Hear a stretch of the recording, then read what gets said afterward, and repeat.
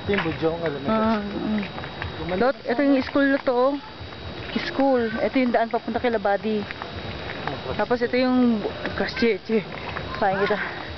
Ito yung Budyong na school. Iba na ngayon, no?